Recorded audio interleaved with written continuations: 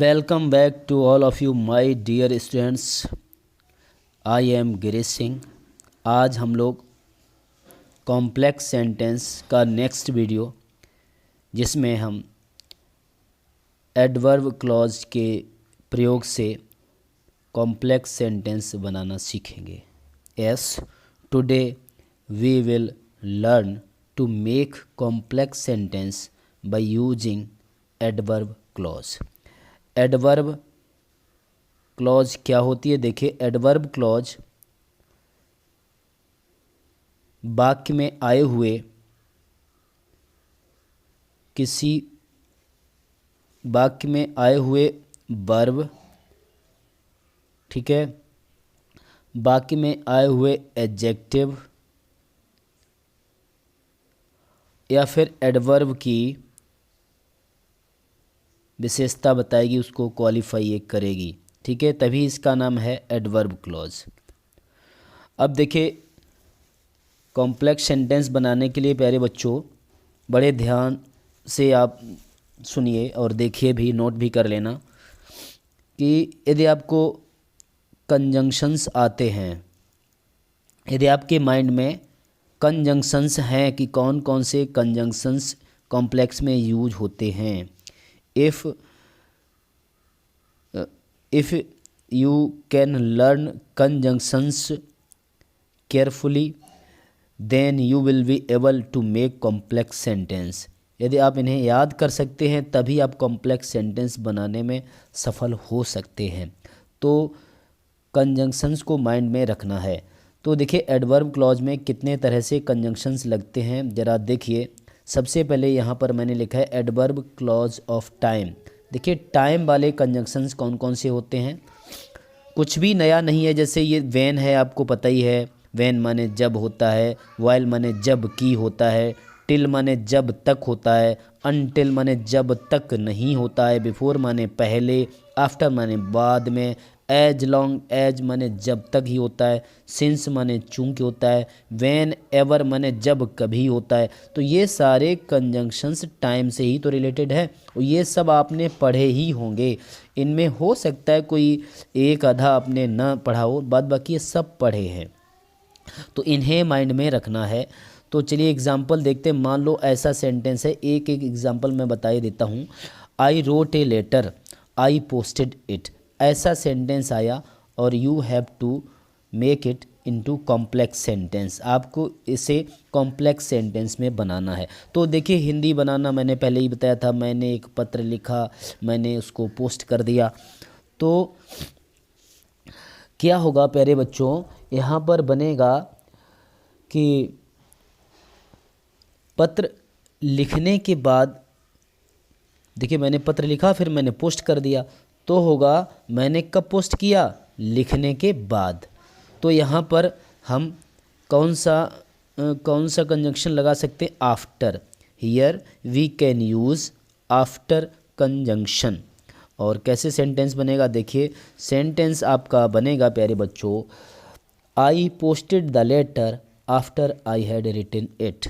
आई, फिर ये पोस्टेड ले लिया, आई पोस्टेड, और इट की जगह मतलब क्या है? लेटर ही तो है। आई पोस्टेड द लेटर, ठीक, उसमें ए लेटर था, हम द लेटर कर सकते हैं। आई पोस्टेड द लेटर, मैंने पत्र को पोस्ट किया कब? आफ्टर आई, पहली क्लॉज में से आई, आफ्टर आई, फिर यहाँ हैड आ जाएगा, जबकि इसमें हेड नहीं है, ध्यान देना, और फिर थर्ड फॉर्म आ जाएगी रिटन। यदि आप पास्ट परफेक्ट टेंस पढ़ा है तो उसी के अकॉर्डिंग क्या करते हैं, यदि आफ्टर आएगा तो बाद वाली क्लॉज में, आफ्टर माने बाद होता है, तो बाद वाली क्लॉज में हेड का यूज़ होता। अगर मान लो हम यहाँ पर बिफोर का प्रयोग करें तो हेड पहले वाली क्लॉज में यहाँ हेड लग जाएगा, आई हैड पोस्टेड, और इधर सेकेंड फॉर्म हो जाएगी आई रोट। क्या हो जाएगा? रोट। आफ्टर है तो हेड बाद में, बिफोर यहाँ करते यूज तो हेड पहले यूज कर देते, इधर सेकेंड फॉर्म लगा देते। ओके, इसके बाद में adverb clause of place. Place से रिलेटेड कौन कौन से कंजंक्शंस होते हैं? देखिए, वेयर माने होता है कहाँ या जहाँ, तो ये प्लेस ही तो बताता है। वेयर एवर माने जहाँ कहीं, ठीक है। तो अब सेंटेंस देखते हैं। Nehru went to many places.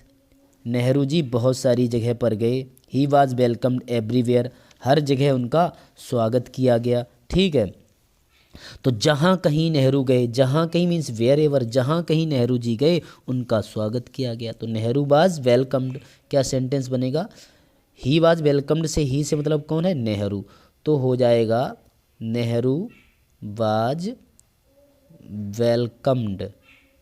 ठीक, नेहरू का स्वागत किया गया। अब लिख देंगे वेयर एवर, यहाँ क्या लिख देंगे, वेयर एवर, फिर लिख देंगे ही, नेहरू की जगह ही हो जाएगा क्योंकि नेहरू तो पहले यूज़ कर चुके हैं, वेर एवर ही वेंट, जहाँ कहीं वो गए, ये मैनी प्लेसेस नहीं आएगा। ये आपका कॉम्प्लेक्स हो गया। उसके बाद में एडवर्ब क्लॉज ऑफ रीजन देख लीजिए। अब रीजन में क्या, रीजन मीन्स कारण, इसमें बिकॉज माने क्योंकि। भाई जब हम बिकॉज से कोई आंसर देते हैं तो रीजन ही तो बताते हैं कि मैं स्कूल नहीं गया क्योंकि बीमार था, तो रीजन, रीजन के लिए बिकॉज आएगा। सिंस भी आता है, सिंस माने होता है चूंकि। ठीक है, एज माने भी होता है, जो बिकॉज माने होता है वही एज माने होता है क्योंकि। तो ये सारे कंजंक्शंस आप ऐसा नहीं आपने पढ़े नहीं है, सब कुछ पढ़े, बस थोड़ा माइंड करना है कि ये कॉम्प्लेक्स में लगते हैं। एग्जाम्पल देख लो, ही इज़ वीक, वह कमज़ोर है, आई सेल टीच हिम, मैं उसे पढ़ाऊँगा, तो मैं उसे पढ़ाऊँगा क्योंकि वह कमज़ोर है, तो ये क्लॉज पहले आ जाएगी, आई सेल टीच हिम। फिर यहाँ हम बिकॉज या एज से जोड़ देंगे, बिकॉज ही इज़, और यहाँ से लिख देंगे ही इज़ वीक, ये पहली वाली क्लॉज यहाँ जोड़ देंगे। Okay, adverb clause of condition में देख लो प्यारे बच्चों, एडवर्ब क्लॉज ऑफ कंडीशन। अब इफ़ भी आपने पढ़ा, इफ़ माने होता है यदि, पढ़ा है कि नहीं। उसके बाद अनलेस माने होता है यदि नहीं, ये भी आपने पढ़ा है। इन केस माने बशर्ते, क्या होता है, बशर्ते। तो ये सारे आपने कंजक्शंस पढ़े हैं। डोंट वर्क टू मच, बहुत अधिक कार्य मत करो, you will lose your health, तुम्हारा स्वास्थ्य खराब हो जाएगा। तो इफ़ माने यदि से जोड़ देंगे, इफ़ यू वर्क, ठीक है, टू मच, यदि आप बहुत अधिक काम करेंगे, if you work too much, फिर कॉमा लगा दिया जाएगा, you will lose your health, तो आप अपना स्वास्थ्य खो देंगे। ये क्लॉज कॉमा के बाद में सेकेंड वाली पूरी लिख देंगे। ठीक है, ये कंडीशन थी। Adverb clause of comparison, comparison में क्या होता है, तुलना होती है। सो, सो माने इतना, ठीक है, एज, एज, एज माने इतना, और फिर एज माने दूसरा एज उसके माने जितना। ठीक है, देन माने की अपेक्षा, देन माने की अपेक्षा, या से, मैं तुमसे बड़ा हूँ, मैं तुम्हारी अपेक्षा बड़ा हूँ, ऐसे सेंटेंस यूज होते हैं। सीता इज ब्यूटीफुल, सीता सुंदर है। सरला इज इक्वली ब्यूटीफुल, सरला जो है बराबर ब्यूटीफुल, मतलब दोनों बराबर हैं। एज, एज लगेगा, सीता उतनी ब्यूटीफुल जितनी सरला। ठीक है, तो सरला से बना सकते हो, सीता से भी बना सकते हो, तो आप यहाँ लिख सकते हो Sarala as as beautiful, as beautiful as Sita. आप ऐसे भी लिख दो, Sita is as beautiful as Sarala, तो भी कोई फ़र्क नहीं पड़ता है। Adverb clause of contrast, contrast माने विरोध। ये विरोध कहाँ पे, जैसे दो माने यद्यपि, यद्यपि बीमार था फिर भी स्कूल गया, तो कॉन्ट्रास्ट है, विरोध है, बीमार था स्कूल गया, विरोध है। आल दो माने यद्यपि, इन दोनों का मतलब यद्यपि होता है। इवन इफ माने भले ही, भले ही वह बीमार था स्कूल चला गया, एक ही मतलब है। तो you are poor, you are honest, तुम गरीब हो, तुम ईमानदार हो।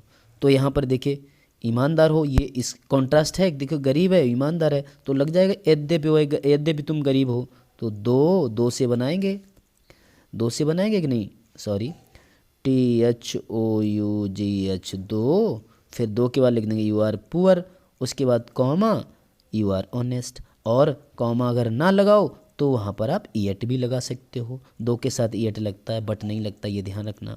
या कॉमा लगाओ, you are poor, sorry, though you are poor yet you are honest. Okay, आगे देखते हैं एडवर्ब क्लॉज ऑफ रिजल्ट देखते हैं। अब रिजल्ट माने परिणाम, जैसे सो, एक क्लॉज में सो आएगा, दूसरी क्लॉज में दैट आएगा, शो दैट। ठीक है, तो बनाएंगे ही वाज वेरी पुअर, वह बहुत गरीब था। He could not by this book, वह इस किताब को नहीं खरीद सका, तो वह इतना गरीब था कि इस किताब को नहीं खरीद सका। तो बनेगा ही वाज सो पुअर, वह इतना गरीब था, दैट कि, फिर दैट, फिर इसके बाद लिखने he could not by this book. Okay, इस तरीके से हो जाएगा। इसके बाद आगे देखते हैं। आगे आपका बनेगा एडवर्ब क्लॉज ऑफ पर्पस। 8वें नंबर पे आएगा adverb clause of purpose. Purpose माने होता है उद्देश्य। तो उद्देश्य में क्या करोगे, सो दैट का प्रयोग करते हैं। सो दैट का मतलब होता है ताकि, ठीक है। सो दैट का मतलब ताकि होता है। इन ऑर्डर दैट का मतलब भी ताकि होता है यहाँ पर। और लेस्ट माने होता है कहीं ऐसा ना हो कि। नोट जरूर कर लें। अब यहाँ पर कुछ ध्यान देने वाली बात है प्यारे बच्चों, बहुत ध्यान दीजिए, ये इम्पोर्टेंट है क्योंकि यहाँ पर कुछ डिफरेंट टाइप का रूल लगता है। जैसे लेस्ट जब आएगा तो प्यारे बच्चों हमेशा आप शुड का ही प्रयोग करना, ये आपके करेक्शन में भी पूछा जा सकता है। लेस्ट आने पर यू ऑलवेज यूज शुड, ठीक है।